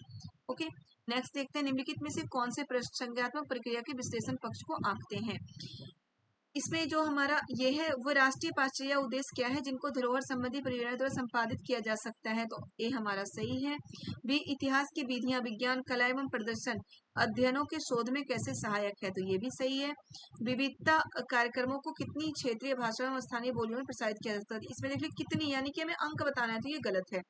आपके द्वारा देखे गए ऐतिहासिक धारावाहिकों की समीक्षा कीजिए, तो ये सही है। भरूड़ क्या है, किस क्षेत्र किस राज्य में लोकप्रिय है, तो इसमें क्षेत्र और राज्य का नाम बताना है, संख्या और नाम जहाँ पे आता है तो वो हमारा संज्ञात्मक प्रक्रिया नहीं हो सकती है, तो ये हमारा सही है, ए, बी और डी। ठीक है, ए, बी और डी हमारा सही है। 65 देखते हैं क्या है, अभिकथन तर्क। ए क्या है, विद्यार्थियों को कक्षा में प्रश्न पूछने हेतु प्रोत्साहित किया जाना चाहिए, बिल्कुल सही है, प्रोत्साहित किया जाए। यह आर है, यह अंतर्मुखी विद्यार्थियों को खुलने में सहायता करता है, तो ये भी सही है, ए और बी दोनों सही है। तो और बिल्कुल सही है कि इसकी व्याख्या भी है, तो ऑप्शन नंबर 3 हमारा सही होगा। ठीक है, नेक्स्ट है 66, निम्न में से एक परियोजना कार्य जिससे छात्रों को प्रामाणिक वास्तविक दुनिया की समस्या समाधान के द्वारा अर्जित किया जा सकता है, तो क्या, रचनात्मक नवीनता में वृद्धि। ओके, ऑप्शन नंबर 1 66 का ऑप्शन नंबर 1। 67 का क्या होगा, भारतीय संविधान में स्वतंत्रता समानता और बंधुत्व के विचार लिए गए हैं, कहाँ से लिए गए हैं, फ्रांसीसी क्रांति से लिए गए हैं। स्वतंत्रता समानता और बंधुत्व के विचार कहाँ से लिए गए हैं, फ्रांसीसी क्रांति से लिए गए हैं, याद रखिएगा आप बिल्कुल। अब नेक्स्ट क्या है, ऑप्शन नंबर क्वेश्चन नंबर 68, निम्न में से कौन से विकल्प निष्पक्ष सुनवाई के मूलभूत तत्व हैं। मुकदमा जनता के सामने खुली अदालत में होनी चाहिए, बिल्कुल सही है। आरोप पत्र और अभियोजन पक्ष द्वारा पेश किए गए सभी साक्ष्यों की एक प्रति आरोपियों को दी जाती है, ये भी बिल्कुल सही है। बचाव पक्ष के वकील के अभियोजन पक्षों की ओर से पेश किए गए गवाहों के साथ जिरह करने का मौका नहीं दिया जाता, ये गलत है, याद रखिए गलत है बेटा। ऑप्शन नंबर डी क्या है, ये हमारा गलत है। ऑप्शन नंबर डी क्या है, न्यायाधीश अदालत के सामने वकीलों द्वारा दिए गए कथनों के आधार पर फैसला लेता है, तो सही है हमारा, ए, बी और डी सही है, ऑप्शन नंबर 1 हमारा सही होगा। ओके, अब 69 क्या है, निम्नलिखित में से कौन सी मूल्यांकन विधि सबसे ज्यादा उपयुक्त होगी जबकि छात्र छोटे छोटे समूह में काम कर रहे हो और छात्रों का अलग अलग मूल्यांकन करना हो। रूब्रिक्स बिल्कुल सही है। और बहुविकल्पिक प्रश्न नहीं हो सकता, मौखिक प्रस्तुतिकरण पोर्टफोलियो, तो ये सही है। मुझे यहाँ पर इसमें कंफ्यूजन था, तो वो हमारा क्या होगा, ए और डी इसमें सही ऑप्शन होगा। ओके, देखिए नेक्स्ट क्या है, भारत के किस क्षेत्र में आदिवासी समुदायों की सघनता सबसे ज्यादा है, तो पूर्वी भारत में आदिवासी समुदायों की संघनता सबसे ज्यादा है, याद रखिएगा। जहाँ पे है ना अरुणाचल प्रदेश वगैरह, तो वहाँ पे अरुणाचल प्रदेश में तो है ही, और फिर इधर झारखंड, छत्तीसगढ़, यहाँ पे आदिवासी बहुत ज्यादा है पूर्वी भारत में। ओके, 71 नंबर क्वेश्चन, सामाजिक विज्ञान पाठचर्या में अनेकत्व की संकल्पना को निम्नलिखित में से कौन सा कथन सटीकता से दर्शाता है? सही विकल्प ने क्या, अनेक परिप्रेक्ष्य विविध दृष्टिकोण को सम्मिलित करता है, तो ऑप्शन नंबर 4 इसका हमारा सही होगा। ओके, 72 क्या है? ए प्राकृतिक विज्ञान सामाजिक विज्ञान से श्रेष्ठ और यह होनहार विद्यार्थियों का क्षेत्र है। ये बिल्कुल गलत है बेटा। प्राकृतिक विज्ञान यानी कि जो नेचुरल साइंस है उसे सोशल साइंस से श्रेष्ठ माना गया है। ओके, तो ये गलत है। और क्या सामाजिक विज्ञान सामाजिक विज्ञान सामाजिक विज्ञान सामाजिक सांस्कृतिक और विश्लेषणीय कौशलों को प्रदान करने के लिए आवश्यक है, जो वर्धमाननीय स्वतंत्र विश्व में समन्वय बिठाने के लिए आवश्यक है। सही है हमारा, ठीक है। ए सही है और बी ए गलत है और बी सही है। Okay, option number 2। 73 का क्या है? सामाजिक विज्ञान के मूल्यांकन रूपरेखा के निर्माण में शिक्षकों की भागीदारी महत्वपूर्ण मानी जाती है। सामाजिक घटनाओं और प्रचलित परिवर्तनों को समकेलित करने के लिए, बिल्कुल सही है। पाठचर्या और मूल्यांकन को केवल विषय केंद्रित बनाने बिल्कुल गलत है, यही मान लेते हैं हम गलत। केवल शिक्षकों को एक संसाधन के रूप में इस्तेमाल करने के लिए, तो केवल शिक्षक, जहाँ मैं बता चुकी, जहाँ पे केवल होगा वो वहाँ पे हमें ध्यान से देखना है कि ये तो गलत ही होना है। शिक्षक के अनुभवों के इस्तेमाल के द्वारा शिक्षकों के स्तरों के रूप में आवश्यक परिवर्तन करने, तो ए और डी हमारा सही है। ऑप्शन नंबर 4 हमारा सही होगा। ठीक है बेटा, मैं अभी समझा नहीं रही हूँ क्योंकि ये मैं समझा चुकी हूँ ऑलरेडी। ये सारे जो सोशल साइंस के क्वेश्चन है ये मैं करा चुकी थी पहले ही, सेम डे ही करा चुकी थी, 7 को वो बहुत अच्छे से समझा के करा चुकी हूँ, इसलिए मैं इसमें समझा नहीं रही हूँ, आंसर आपको बताती जा रही हूँ। ठीक है, क्योंकि अभी मैं हिंदी और इंग्लिश के भी हमें करानी है। देखिए क्या, सामाजिक विज्ञान की प्रकृति के संबंध में निम्नलिखित कथनों ए और आर पर विचार कीजिए तथा सही विकल्प का चयन कीजिए। सामाजिक विज्ञान के तथ्यों में वस्तुगत व क्रमबद्ध मार्ग से निपटने हेतु अपनी स्वयं की विशिष्ट विधियां विकसित है। इसका हमारा ऑप्शन नंबर, मैं आपको आंसर ही बताती चलूंगी, ऑप्शन नंबर 3 हमारा सही होगा 74 का। ठीक है, 75 का क्या है? लोकतंत्र को दर्शाने हेतु निम्न में से कौन सा प्रयोग किया जा सकता है? लोग समान स्वतंत्र हैं, बिल्कुल सही है। लोग धनी और समृद्ध हैं, ये भी सही है, लोग धनी और समृद्ध हैं। और क्या होता है? लोग संघर्ष को दूसरों की तुलना में बेहतर तरीके से सुलझाते हैं, सही है। ए, बी और सी हमारा सही है। वैसे मेरे ख्याल से डी भी सही होना चाहिए। चलिए आंसर किसे हम देखेंगे एक बार, लेकिन मेरे ख्याल से तो डी भी सही होना चाहिए। ओके, चलिए नेक्स्ट देखते हैं क्या है। ये फिर मैचिंग वाला आ गया। चर्चा क्या होता है? सुनना, राय व्यक्त करना, ये सारी यही तो चर्चा है। अवलोकन क्या है हमारा? तार्किक संबंध बनाना, ये अवलोकन होता है। स्पष्टीकरण क्या होता है? डी। रिपोर्टिंग, भिन्न क्षमताओं का ये होता है, तो हमारा ऑप्शन नंबर 3 सही होगा। क्लियर है? ऑप्शन नंबर 3 हमारा सही होगा। अब नेक्स्ट देखिए क्या है। लता सुबह 5 बजे चाय बेचती है, उसके बाद वो बहुत दूर कुएं से पानी ढोकर लाती है, घर पहुंचने के बाद वो खाना बनाती है, कपड़े धोती है, घर की सफाई करती है, झाड़ू पोछा करती है, उसके पश्चात वो अपनी चाय की दुकान के लिए सामान खरीद लाती है। इस सब कार्य को क्या कहा जाएगा? तो इस सब कार्य को क्या कहा जाएगा? दोहरा बोझ, क्योंकि वो घर के भी काम कर रही है और बाहर के भी काम कर रही है, तो इसे क्या बोलेंगे? दोहरा बोझ कहेंगे। ठीक है, 78 संविधान के क्षेत्र में रहने वाले लोगों के बीच नागरिक संबंध स्थापित करता है, और यह क्या कहलाता है? लोगों और सरकार के बीच संबंध। ऑप्शन नंबर 1 हमारा बिल्कुल सही है। अब 79 क्या है? राष्ट्रीय चिकित्सा आयोग की चिकित्सा आचार संहिता में कहा गया है, प्रत्येक चिकित्सक को जहां तक हो संभव हो उन दवाओं को निर्धारण करना चाहिए जो कहलाती है जेनेरिक दवाइयाँ। इस बेटा ये पॉलिटी में मैं आपको पढ़ा चुकी हूँ, जो साइड के बॉक्स में होते हैं टॉपिक, जो कुछ पॉइंट होते हैं उसी में ये लिखा हुआ था, उसी में ये चीज है, और मैं हाईलाइट करके आपको बता भी चुकी थी। ठीक है, 80 का क्या है? ग्रामीण भारत में एक बड़ी संख्या में जो लोग भूमि हैं जबकि उनकी जीविका का मुख्य स्रोत कृषि है, कहलाते हैं क्या? कहलाते हैं सीमांत किसान, तो बड़े किसान होते हैं। प्रवासी श्रमिक मजदूर हो सकते हैं, छोटे किसान भी नहीं होंगे, छोटे किसान का मतलब इनके पास थोड़ी बहुत जमीन होती है। कृषि मजदूर, तो क्या होगा? बी और सी। ठीक है, बी और सी, ऑप्शन नंबर 4। नेक्स्ट देखिए क्या है, भेदभाव विषय पर चर्चा करने के लिए निम्नलिखित में से कौन सा संसाधन प्रासंगिक होगा? डॉक्टर बी आर अम्बेडकर वाला बिल्कुल सही है, ऑप्शन नंबर 1। 82 का क्या है, विविधता विषय पर कार्य देने हेतु अध्यापिका अपनी कक्षा में 30 विद्यार्थियों के कुछ छोटे छोटे समूह में बांटना चाह रही है। निम्नलिखित में समूह निर्माण का कौन सा तरीका सही है? इसका बेटा ऑप्शन नंबर 2 हमारा सही है, विषम यात्री समूह को किसी खेल पर आधारित हो। ओके, अब 83 का क्या है, निम्नलिखित में से कौन सा आलोचनात्मक चिंतन कौशल को विकसित करने का अवसर प्रदान करता है? तो इसमें ए क्या है, शाहजहानाबाद में मुगल शहर तैयार करने में यमुना की क्या भूमिका थी? बी भी हमारा सही है, प्रेस वार्ता का आयोजन किया है और सरकार क्या करती है? और निर्दर्शी उदाहरणों के साथ बाजारों में अंतर कीजिए, ये सही नहीं होगा। डी और ई, तो ये हमारा सही है, ए बी डी और ई, ऑप्शन नंबर 1 हमारा सही है इसका 83 का। अब 84 देखेंगे हम, कक्षा कक्ष की दीवारों पर भारतीय संविधान के उचित मौलिक अधिकारों और कर्तव्यों को लिखा गया। यह बच्चों के मुख्यतः अवलोकन की क्षमता को दर्शाता है, ठीक है, ऑप्शन नंबर 3। 85 का क्या होगा, आप अपने क्षेत्र के भूकंप पीड़ित व्यक्तियों को वास्तविक और सही स्थिति के बारे में जानकारी एकत्रित करने के लिए किस विधि का उपयोग करेंगे? सर्वेक्षण विधि का उपयोग करेंगे हम। Okay, option number 4। अब 86 का क्या है, भारतीय संविधान के अनुसार इस प्रकार का आरक्षण समानता के अधिकार का उल्लंघन नहीं है। किस प्रकार का आरक्षण? तो ऑप्शन नंबर 3 इसका सही है, समान अवसर सुनिश्चित करने के लिए किसी के साथ विशेष व्यवहार करना। ओके, समान अवसर सुनिश्चित करने के लिए किसी के साथ विशेष, वैसे होता है कि किसी के साथ विशेष व्यवहार करना, ये तो मतलब भारतीय संविधान के अनुसार ये तो समानता के अधिकार का उल्लंघन होगा, लेकिन ये क्या है, समान अवसर प्रदान करने के लिए किसी के साथ विशेष व्यवहार करना समानता के अधिकार का उल्लंघन नहीं है। ओके, 87 का क्या है, नैतिक मूल्य बढ़ाए जा सकते हैं। इसमें भी यही है कि सावधानी पूर्वक पढ़िए, निम्नलिखित सही विकल्प का चुनिए। नैतिक मूल्य पढ़ाए जा सकते हैं, आपको बिल्कुल नैतिक मूल्य पढ़ाए जा सकते हैं। दूसरा, सामाजिक विज्ञान वह विषय है जिसमें सभी आधारभूत मूल्यों को पढ़ाया जा सकता है, तो ये भी सही है। सभी आधारभूत मूल्यों को पढ़ाना थोड़ा सा टफ है, ये बेटा मुझे कंफ्यूजन था और अभी भी कंफ्यूजन है, तो ये क्वेश्चन हम छोड़ देते हैं।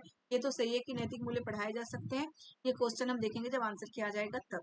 ओके, अब देखते हैं इसे, निम्नलिखित में कौन सी स्थिति किसी विद्यालय में लिंग तटस्थ वातावरण का उदाहरण है? लिंग तटस्थ वातावरण का कौन सी स्थिति उदाहरण है? लड़कियों को एक समूह द्वारा रंगोली बनाना, लड़कों के समूह द्वारा वार्षिक, इसमें भी मुझे थोड़ा सा कंफ्यूजन है, क्योंकि इसमें आप देख सकते हैं कि सारे जो पॉइंट है ये सभी लड़के और लड़कियों के बारे में, कुछ में लड़कियों को दिखाया गया, कुछ में लड़कों को दिखाया गया, तो ये क्वेश्चन भी हम तब करेंगे जब हमारा ऑफिशियल आंसर की आ जाएगा, ठीक है। अब 89 का देखिए क्या है, सामाजिक विज्ञान की शिक्षिका बच्चों को अपनी कक्षा के लिए नियम बनाने को कहती हो और ये नियम एक चार्ट पेपर पर लिखे जाते हैं। सभी बच्चे इन नियमों के पालन को सहमति देते हैं। यह चार्ट कक्षा में चिपका दिया जाता है ताकि छात्र इसे संदर्भ और तौर पर प्रयोग में ला सके। इस गतिविधि को निम्नलिखित में से प्रत्यय को बढ़ाने के हेतु प्रारंभिक गतिविधि के रूप में दिया गया है। प्रजातंत्र, बिल्कुल सही है, लोकतंत्र में ऐसे ही होता है। ओके, अब क्वेश्चन नंबर 90, नैतिक मूल्यांकन का प्रयोजन उद्देश्य है, क्या है? विद्यार्थियों के लक्षणों के बारे में सूचना प्राप्त करना, बिल्कुल सही है। विद्यार्थियों के पूर्व ज्ञान के बारे में जानना, ये भी सही है। विद्यार्थियों की श्रेणियों को वर्गीकृत करना, ये भी सही है। विद्यार्थियों को आंकना, ये सही नहीं हो सकता, ए बी और सी हमारा सही है। तो बेटा हमारा सोशल साइंस का हो चुका फिर से। ओके, दोबारा से सोशल साइंस का मैं करा चुकी हूँ आपको, पहले भी करा दिया था। अब हम हिंदी का करेंगे, हिंदी में, इंग्लिश का हम बाद में करेंगे, पहले हम हिंदी का देखते हैं। हिंदी लैंग्वेज 1, ठीक है, हिंदी लैंग्वेज 1 यानी कि भाषा 1, जिन्होंने लैंग्वेज 1 में हिंदी डाला है उनके लिए ये है, तो ये हम पहले करेंगे, बाद में हम अभी हिंदी लैंग्वेज 2 भी हम करेंगे, ठीक है। फटाफट करते जा रहे हैं हम, आप जरूर देखिएगा। और जो आपका आंसर की है, आंसर की आपका बहुत जल्दी ही आने वाला होगा अब, क्योंकि आपको पता है कि स्टेट 1 महीने में ही रिजल्ट भी दे देता है, तो रिजल्ट देने के 1 हफ्ते पहले उनका आंसर की आ जाता है, और आंसर की आने के मतलब कि 4-5 दिन का टाइम वो देते हैं कि अगर आपको कुछ डाउट हो तो उसमें आप चैलेंज कर सकते हैं उस क्वेश्चन पे, ठीक है, अपने आंसर पे। तो याद रखिएगा कि हमारा 7 को अगर पेपर हुआ था तो फर्स्ट वीक अगस्त में रिजल्ट भी आ जाएगा। ओके, और लास्ट वीक जुलाई में आंसर की आने की संभावना है, जो ऑफिशियल आंसर की लास्ट वीक जुलाई में आने की संभावना है। चलिए, तो हम अब ये करते हैं हिंदी लैंग्वेज 1 इसमें वही है, पहले तो गद्यांश जो दिया जाता है वो है, तो पहले हम गद्यांश पढ़ लेते हैं। साहित्य सदैव समाज को निरंतरता प्रदान करता है। यह साहित्य और समाज का गहरा संबंध है। गहरा संबंधी है कि साहित्य में समाज के विलिखित होते सिद्धांतों और टूटते बिखरते मूल्यों को चिंता बराबर बनी रहती है। वही साहित्य कालों के बंधन को तोड़कर उसकी सीमाओं के परे जाकर कालजयी बन जाता है। कालजयी यानी कि काल को पे विजय प्राप्त करने वाला, जिसमें मानवीय सत्य की व्याख्या हो और संवेदनाओं के सहारे आस्था जगाने का प्रयास हो। समय समय पर साहित्यकारों के समाज में बदतर होने की स्थिति को पहचाना है। कुछ रचनाकार हमारे साहित्य पटल पर ऐसी गहरी छाप छोड़ जाते हैं जिनकी आवश्यकता हर युग में बनी रहती है, जिनके विचार सदैव तरोताजा ही रहते हैं और जिनकी रचनाएं मनुष्य को दीप्त करने का दायित्व निभाती रहती है। उनका साहित्यकार व्यक्तित्व केवल समस्याओं को ही नहीं परखता बल्कि मनुष्य में विश्वास को बचाए रखने की कोशिश करता है। ठीक है, तो ये तो हमारे गद्यांश हो गए, यानी कि जो भी पैसेज है ये, अब इससे रिलेटेड जो क्वेश्चन है वो हम देखेंगे। ठीक है, 91 से 120 तक के क्वेश्चन इससे रिलेटेड होंगे। सॉरी, 91 से 120 तक तो क्वेश्चन है इसके, लेकिन इस गद्यांश में 91 से 99 तक के क्वेश्चन है। ओके, समाज में बदतर होने की स्थिति, वाक्य में रेखांकित शब्द का अर्थ है बदतर, मतलब बदतर, अधिक बुरा, दुराचारी, अभिमानी, बेईमानी। तो अधिक बुरा ऑप्शन नंबर 1 हमारा सही है। अधिक बुरा, बदतर का मतलब क्या होता है इसके अनुसार अधिक बुरा, और वैसे भी बदतर का मतलब अधिक बुरा ही होता है। गद्यांश के अनुसार साहित्य में किस तरह की चिंता झलकती है? मूल्यों के बिखरने की चिंता झलकती है साहित्य में। ठीक है, कौन सा साहित्य कालजयी साहित्य बन जाता है? जो पाठकों का मनोरंजन करे, वो कालजयी मतलब काल पे भी विजय कर ले, वो कालजयी साहित्य बन जाता है। Option number 3। विश्वास शब्द का अर्थ है तत्व ज्ञान संबंधी। ओके, विश्वास शब्द का क्या अर्थ है? तत्व ज्ञान संबंधी।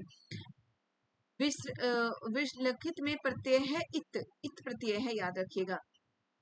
लिखित प्रत्यय क्या होता है? जो पीछे लगता है वो प्रत्यय होता है, तो इत प्रत्यय है। साहित्यकारों ने समाज में किस स्थिति की पहचान करने का प्रयास किया है? पतन की ओर जाता हुआ समाज, ऐसी स्थिति को पहचानने का प्रयास किया है। कालजयी से तात्पर्य है हर काल में प्रासंगिक हो, इसी को कालजयी कहते हैं। यानी कि काल कोई भी हो उस पर विजय प्राप्त करे, यानी कि हर काल में प्रासंगिक हो, इसी को क्या बोला गया है? कालजयी बोला गया है। किस तरह के साहित्यकारों की आवश्यकता हर युग में बनी रहती है? जो समाज में जागरूकता लाते हैं, जो समाज को जागरूक करते हैं, ऐसे साहित्यकारों की जो आवश्यकता हर युग में बनी रहती है। ऑप्शन 3। समाज को 99 समाज को गति कौन प्रदान करता है? शिक्षा, विज्ञान, तकनीकी विकास, साहित्य। तो साहित्य के बारे में पढ़ रहे हैं, हमें इस पैसेज के अनुसार ही बताना है आंसर। तो समाज को गति कौन प्रदान करता है? साहित्य। ओके, वैसे अगर ये इस पैसेज के अनुसार आंसर नहीं देना होता तो हम शिक्षा भी लगा सकते थे कि समाज को गति शिक्षा ही तो प्रदान करता है, लेकिन हमें इस पैसेज के अनुसार आंसर देना है तो साहित्य प्रदान करता है। ठीक है, अब हम गद्यांश पढ़ चुके, अब हम पद्यांश पढ़ेंगे। ओके, यानी कि ये दोहा पढ़ के ये जो हमारा है इसके अनुसार हम आंसर देंगे। 100 से 105 तक के क्वेश्चन इसके अकॉर्डिंग है। देखिए क्या है, दिव्य सावनास का समय, मेघ में आसमान से उतर रही है, वह संध्या सुंदरी परिसी धीरे धीरे धीरे। तिमिरांचल में चंचलता का नहीं कहीं आभास, मधुर मधुर है दोनों उसके अधर, किंतु जरा गंभीर नहीं है उनमें हास विलास, हंसता है तो केवल तारा एक, गुथा हुआ उन घुंघराले काले काले बालों से, हृदय राज की रानी वह कहता है अभिषेक। ठीक है, तो इसके अनुसार देखिए क्या है, संध्या सुंदरी किस तरह के आकाश से उतर रही है? बादलों से भरे आकाश से। कहाँ से उतर रही है? बादलों से भरे आकाश से संध्या सुंदरी उतर रही है। दिवाकर का मतलब क्या होता है? शाम का समय। ओके, मेघ में आसमान से, मेघ का मतलब बादल होता है। ओके, बादलों से भरे आकाश से संध्या सुंदरी उतर रही है। हृदय राज की रानी किसके लिए प्रयुक्त हुआ है? संध्या के लिए प्रयुक्त किया है, मतलब कि जो शाम का समय होता है उसके लिए प्रयुक्त हुआ है हृदय राज की रानी। दिवसावसान का संधि विच्छेद है दिवस जोड़ अवसान। ओके, दिवस जोड़ अवसान। पद्यांश में किसका चित्रण हुआ है? प्रकृति का ही तो चित्रण होता है, वेदना का, प्रेम भाव का, नव चेतना का नहीं, प्रकृति का चित्रण हुआ है। किसके हंसने की बात की गई है? संध्या, आकाश, मेघ, तारा के हंसने की बात की गई है।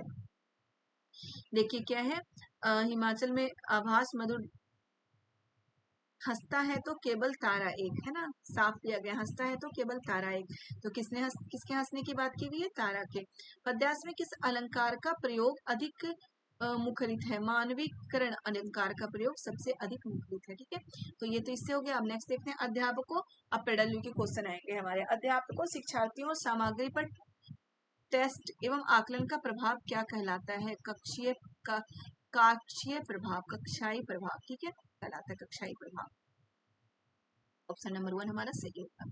अब क्या है, कॉलम ये थोड़ा सा ब्लर है, तो इसे हम छोड़ देते हैं, ये दिख नहीं रहा है, थोड़ा सा ब्लर है। वैसे याद रखिएगा कि 107 का हमारा ऑप्शन नंबर 3 सही होगा। ठीक है, ऑप्शन नंबर 3 हमारा सही होगा। अधिगम का कौन सा मत, ये भी बेटा पूरा ब्लर है, ये भी पढ़ने में नहीं आ रहा, लेकिन अभी तो पता नहीं क्यों वीडियो बनाते हुए नहीं आ रहा, वैसे ये क्लियर था, तो कुछ प्रॉब्लम होगी। तो 108 का हमारा क्या होगा? 4 होगा। ठीक है, 109 का क्या होगा? हमारा 3 होगा। 110 का भारत में भाषाओं के बारे में कौन सा कथन सही नहीं है? ठीक है, नहीं की बात की है। संस्कृत आधुनिक भारतीय भाषा है, तो बिल्कुल नहीं, संस्कृत आधुनिक भारतीय भाषा नहीं है, बल्कि संस्कृत सबसे प्राचीन भाषा है, सबसे प्राचीन भारतीय भाषा संस्कृत ही है, तो ये सही नहीं है, पहला ऑप्शन ही हमारा आ गया। फिर क्या है 111 का भारत में बहुभाषावाद के संदर्भ में अध्यापक के लिए क्या समझना जरूरी है? इसका ऑप्शन नंबर 3 होगा हमारा, संप्रेषण से सामाजिक सद्भावना स्थापित होती है। ठीक है, यानी कि एक दूसरे से हम बात अगर करेंगे तो सामाजिक सद्भावना स्थापित होगी, यही बहुभाषावाद है। ठीक है, कि हम सभी से अगर बात करेंगे तो सामाजिक सद्भावना स्थापित हो सकती है। नेक्स्ट है, किसी भी कहानी का समय और स्थान क्या कहलाता है? कथानक, क्लाइमैक्स, थीम, सेटिंग, सेटिंग ही है शायद, तो यही कहलाता है हमारा ऑप्शन नंबर 4 इसका सही होगा। अब क्या है, श्रवण, शायद श्रवण ही है ये। श्रवण में क्या शामिल है? श्रवण में ध्वनियों की पहचान करना और उनके अर्थ निकालना, यही शामिल है श्रवण में, यानी कि सुनना। श्रवण का मतलब क्या होता है? सुनना। तो सुनना में क्या शामिल है? कि ध्वनियों की पहचान करना और उनका अर्थ निकालना। ठीक है, हम यही तो करते हैं, सुनते क्या है कि हम ध्वनि की पहचान करते हैं, किस ध्वनि और उसका क्या अर्थ होगा, यही तो है सुनने में शामिल। Option number 2। 114 क्या है, किसी श्रवण से जुड़ी गतिविधि की योजना बनाते समय कौन सा कारक सब महत्वपूर्ण नहीं है? तो क्या है, किसी श्रवण से जुड़ी गतिविधि की योजना बनाते समय कौन सा कारक महत्वपूर्ण नहीं है? वक्ताओं का जेंडर, बोलने वाले महिला है या पुरुष, मतलब जो व्यक्ति है उनका जेंडर, तो ये बिल्कुल, ये तो शामिल हो ही नहीं सकता श्रवण में। सुनने में ये कहाँ से शामिल होगा? वक्ताओं का संख्या, मतलब कितने लोग बोल रहे हैं। रिकॉर्डिंग को थोड़ा रोकना या पोज देना, ये भी शामिल है। बोलने की गति बिल्कुल है, लेकिन वो महिला या पुरुष है ये थोड़ा ना शामिल होगा, तो ऑप्शन नंबर 1 हमारा सही होगा। भाषा के कौन से कौशल ग्राह्य कौशल हैं? ग्राह्य यानी कि जो हम ग्रहण करते हैं, पठन और लेखन, पठन और लेखन हम ग्रहण नहीं करते। श्रवण और बोलना, सुनना और बोलना, ये भी ग्रहण करना नहीं है। श्रवण और पठन यानी कि सुन के पढ़ना, ये है ग्राह्य कौशल, यानी कि हम ग्रहण कर रहे हैं। ओके, एक अध्यापक ने बच्चों को रेस्टोरेंट से जुड़ी शब्द संपदा से परिचित कराने वाला काम दिया। इस पाठ का क्या उद्देश्य होना चाहिए? अवकाश के दौरान कहीं जाने से संबंधित पाठ सामग्री से परिचित करवाना, नहीं। इसका ऑप्शन नंबर 3 हमारा सही है बेटा। शिक्षार्थियों की कोश विषयक सामग्री से परिचित करवाना। ठीक है, तो ये हमारा सही होगा। ठीक, नेक्स्ट है, भाषा की कक्षा में विद्यार्थी अध्यापक के निर्देश में समूह बनाकर दिए गए टॉपिक पर किस एक विज्ञापन प्रस्तुत करते हैं। इस तरीके से भाषा सीखना कहलाता है सहयोगात्मक अधिगम, यानी कि शिक्षक और जो विद्यार्थी अध्यापक के निर्देश, मतलब शिक्षक भी शामिल है और समूह सभी स्टूडेंट भी शामिल है, तो क्या सहयोगात्मक, यानी कि एक दूसरे के सहयोग से। भाषागत कार्य जैसे स्वर, शैली, तान, बलाघात और लय को क्या कहा जाता है? तो छंद शास्त्र कहा जाता है, इसको याद रखिए, इसे क्या कहा जाता है? छंद शास्त्र। भाषा की कक्षा में एक अध्यापक ने विद्यार्थियों के एक समूह को ग्राहक, प्रॉपर्टी डीलर, मकान मालिक और किराएदार का अभिनय करने के लिए कहा और शेष विद्यार्थियों से कहा कि इस अभिनय को देखें और वार्तालाप का आनंद लें। इस गतिविधि को क्या कहा जाएगा? रोल प्ले, बिल्कुल क्लियर है, रोल प्ले ही कहा जाएगा ना इस गतिविधि को, कि रोल प्ले, कुछ लोग मतलब कि अलग अलग एक्ट कर रहे हैं और कुछ लोग देख रहे हैं, तो क्या कहा जाएगा? Role play. क्वेश्चन नंबर 120 यानी कि लास्ट क्वेश्चन है हमारा, लैंग्वेज 1 हिंदी का। विद्यार्थियों को योगात्मक द्विभाषावाद का अनुसरण करना चाहिए, क्योंकि यह बच्चे की संस्कृति और भाषा को महत्व देता है। तो बिल्कुल सही है, बच्चे की संस्कृति और भाषा को महत्व देता है। तो हमारा ये भी सही हो गया पूरा। अब हम लैंग्वेज 2 हिंदी देखेंगे बेटा। इसमें मैं फटाफट आपको आंसर बताती चलूंगी क्योंकि वीडियो बहुत ही लंबा हो चुका है, तो इसमें हम फटाफट आंसर बताती चलूंगी। देखिए क्या है, ये भी थोड़ा सा ब्लर है। इसमें 221 का क्या है, सिफरत का अर्थ है, इसके अनुसार क्या है, विशेषता। ओके, अड़ोस पड़ोस को देखकर चलना से क्या अभिप्राय है, सबका हित देखना। बिल्कुल सही है, सबका हित देखना ये अभिप्राय होता है, अड़ोस पड़ोस को देखकर चलना। किस गुण के होने से व्यक्ति के और बाकी गुणों का, ये तो ऑप्शन इसके वैसे ऑप्शन 4 इसका सही होगा, लेकिन ये ब्लर आ रहा है, पता नहीं क्यों। कुछ क्वेश्चन अभी वैसे तो सही थे लेकिन वीडियो में अब ब्लर दिख रहे हैं मुझे। तो साहस होगा इसका ऑप्शन नंबर 4। जिंदगी के किस तरह के पन्ने को पढ़ने की बात कही गई है, मतलब इसमें जो स्टोरी है इसमें जिंदगी किस तरह के पन्ने को पढ़ने की बात की गई, तो चुनौतीपूर्ण पन्ने को, जिसमें चुनौतियां हो। ठीक है, साहसी मनुष्य की सबसे पहली पहचान क्या है, लोगों की सोच की परवाह नहीं करता। बिल्कुल सही है, साहसी मनुष्य की सबसे पहली पहचान है।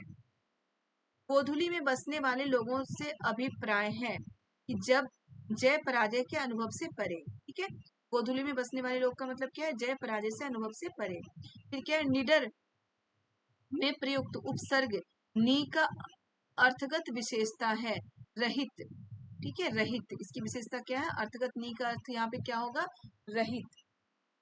डर, डर डर तो मतलब डरना, निडर मतलब नहीं डरना, मतलब डर से रहित, नहीं डरना, तो यही हो गया ना इसका अर्थगत विशेषता, क्या हो गया, रहित। गोधूली से तात्पर्य है संध्या बेला, संध्या बेला को ही गोधूली बेला कहते हैं, यानी कि सूर्यास्त का समय। ठीक है, तो ये 128 हो गया। अब हम इसमें देखते हैं क्या है, संगीत को जीवन की अनमोल धरोहर कहा जाता है, क्योंकि ये भी बेटा इसमें जो हमारा ये दिया गया है पद्यांश गद्यांश इसी से रिलेटेड है। संगीत को जीवन की अनमोल धरोहर कहा जाता है क्योंकि यह आनंद का सृजन करता है। बिल्कुल सही है। प्रस्तुत नेक्स्ट प्रस्तुत गद्यांश में किस सत्ता की बात की गई है, संगीत की सत्ता की बात की गई है। संगीत द्वारा भावनाओं को प्रकट करने का प्रमुख माध्यम क्या है, स्वर और लय। स्वर और लय से तो भावनाओं को प्रकट करते हैं। कि सार सार्वभौमिक का अर्थ है संपूर्ण जगत में व्याप्त। बिल्कुल सही है, सार्वभौमिक का अर्थ क्या है, संपूर्ण जगत में व्याप्त। अब क्या है, संगीत हमें किस प्रकार के संकारित करती है, हमारे मन को अच्छाई के सामने ला करके, ये लिखा हुआ है शायद ऑप्शन नंबर 2 सही होगा। संगीत के आनंद की प्राप्ति के लिए क्या आवश्यक है, सुनने और कला विकसित करने चाहिए। सही है, ऑप्शन नंबर 4। सर्वोच्च का संधि विच्छेद है सर्वजोड़ उच्च। सर्वोच्च का संधि विच्छेद क्या होगा, सर्वजोड़ उच्च। भारत की शिक्षा नीति में भाषा त्रिभाषा सूत्र किसे समुन्नत करने के लिए कहलाती है, मातृभाषा आधारित बहुभाषावाद। याद रखिएगा, त्रिभाषा सूत्र में मातृभाषा आधारित बहुभाषावाद पर जोर दिया गया है। 137 क्या क्या है, उस लघु कथा को क्या कहेंगे जिसमें मुख्य पात्र पशु हैं और नैतिक मूल्यों को उभारते हैं, तो क्या है बेटा, ये जंतु कथा लघु कथा कहेंगे, जंतु कथा ही कहेंगे इसे, कि जिसके मुख्य पात्र क्या है, पशु हैं। ठीक है, जंतु कथा कहते। ओके, अब क्या है, निम्न कौन सा सही कथन है, क्या है, पठन वैकल्प पठन विकार है, पठन वैकल्प है, पठन विकार है, डिक्सेसिया। ठीक है, और बी क्या है, लेखन मतलब कि पठन में दिक्कत हो रही है और लिखने में दिक्कत हो रही है, तो उसे हम क्या बोलते हैं, डिक्सेसिया बोलते हैं। तो ए और बी दोनों सही है। 139 का हमारा, मैं बस ऑप्शन बताती जा रही हूँ क्योंकि इसमें थोड़ा सा ब्लर है तो मैं पढ़ ही नहीं पा रही हूँ सही तरीके से क्या लिखा हुआ है। 139 का वन होगा। 140 का क्या है, शीर्ष आधिमुखी प्रक्रिया के बारे में क्या सही नहीं है, सुनने वाले को प्रत्येक शब्द का अर्थ सुनने की आवश्यकता होती है। तो ये भी, ये ऑप्शन इसका सही होगा, शीर्ष अधिमुखी प्रक्रिया। बेटा इसका जब मुझे क्वेश्चन बिल्कुल साफ क्वेश्चन मिल जाएगा तो मैं दोबारा से इसकी वीडियो आपको जरूर अपलोड करूंगी सही तरीके से। अभी यही हम देखते हैं, रचनात्मक आकलन के लिए कौन सा उपकरण उपयुक्त नहीं है, तो लिखित उपकरण रचनात्मक आकलन के लिए उपयुक्त नहीं है। 42 का हमारा 3 होगा, 43 का हमारा 3 होगा, याद रखिएगा। 44 144 के भी हमारा क्या होगा 3 होगा। भाषा शिक्षा में रचनात्मकता क्या है? खुले अंत वाले कक्षीय प्रदत्त कार्य जिनकी भिन्न भिन्न व्याख्याएं हो सकती है और भिन्न भिन्न उत्तर निकाले जा सकते हैं। बिल्कुल सही है। कौन सा उपकरण संक्रमित और अतुल्यकालिक ऑनलाइन शिक्षण अवसरों को उपलब्धता देता है? तो पैडलेट। ठीक है। भाषा गतिविधि में गलतियों के बारे में क्या सही नहीं है? गलतियां भाषा अधिगम प्रक्रिया का महत्वपूर्ण पहलू है। बिल्कुल है, हम गलती करके ही सीखते हैं, हमेशा बोला जाता है ना। गलतियां द्वितीय भाषा अर्जन की प्रक्रिया को समझने में मदद करती है, ये भी बिल्कुल सही है। गलतियां भाषा अधिगम प्रक्रिया में अवरोध पैदा करती है, तो ये सही नहीं है बेटा, हम गलती करके ही सीखते हैं, तो ये सही नहीं है। हमारा ऑप्शन नंबर 3 सही है इसमें। द्वितीय भाषा की कक्षा में एक अध्यापक ने स्वास्थ्य ही धन है पर ऑडियो रिकॉर्डिंग सुनाई। इसके बाद उसने कार्य पत्रक यानी कि वर्कशीट बांटी और कहा कि दिए गए विकल्पों में से सही उत्तर पर निशान लगाएं। इस पाठ का उद्देश्य विद्यार्थियों की इस योग्य बनाना है कि विचार बिंदु को सुनकर विश्लेषण किया जाए। बिल्कुल सही है, विचार बिंदु को सुनकर विश्लेषण किया जाए। अंतर्राष्ट्रीय मातृभाषा दिवस कब मनाया जाता है? 21 फरवरी को, 21 फरवरी को मनाया जाता है अंतर्राष्ट्रीय मातृभाषा दिवस, याद रखिएगा। ईमेल के उस प्रकार की पहचान करिए जो आप अपने उस सहयोगी को लिखना चाहते हैं जो आपका मित्र भी है, तो वो क्या होगा? अनौपचारिक होगा।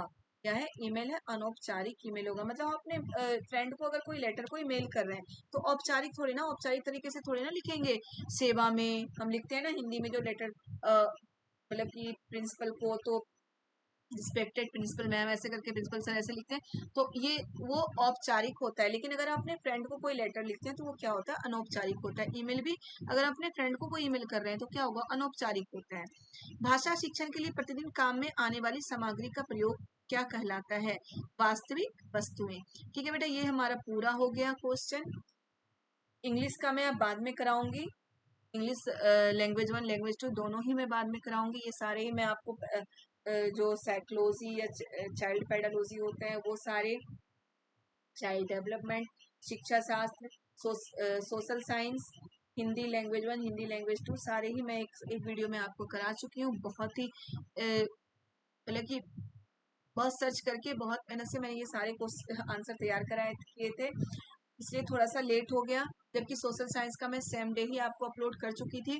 तो प्लीज इससे मिलाकर आप मुझे जरूर बताइएगा कि आपके कितने, इसके अकॉर्डिंग आपके कितने सही हो रहे हैं। ओके बच्चों, बाय बाय।